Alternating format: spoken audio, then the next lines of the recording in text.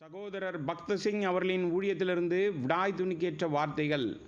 March மாதம் 23ஆம் தேதி. கர்த்தருடைய ரகசியம் அவருக்கு பயந்தோரிடத்தில் இருக்கிறது.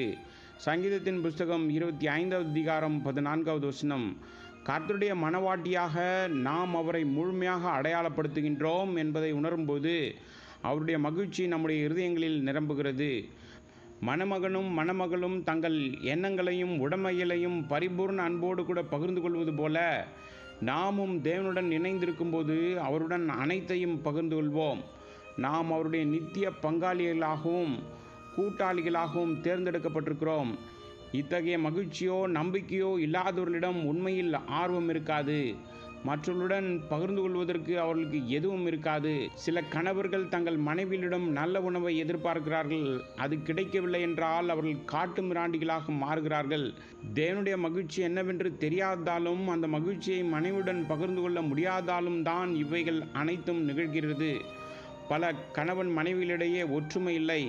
இந்த மகத்தான பரலோக மகிழ்ச்சியை நாம் மற்றவருடன் பகிர்ந்து கொள்ளலாம். இவ்வாறு செய்யும்போது மகிழ்ச்சி அதிகரிக்கும்.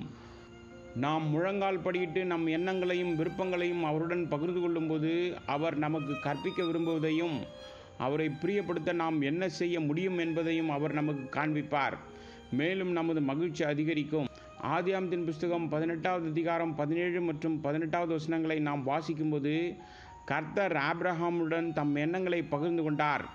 அப்பொழுது கர்த்தர் ஆபிரகாம் பெரிய பலத்த ஜாதியாவதினாலும் அவனுக்குள் பூமியில் உள்ள சகல ஜாதிகளும் ஆசீர்வதிக்கப்படுவதினாலும் நான் செய்ய போகிறதை ஆபிரகாமுக்கு மறைப்பேனோ? ஆபிரகாம் தன்னுடைய சிநேகிதன் என்றும் அவனிடம் எதையும் மறைக்க முடியாது என்றும் கர்த்தர் கூறுகிறார்.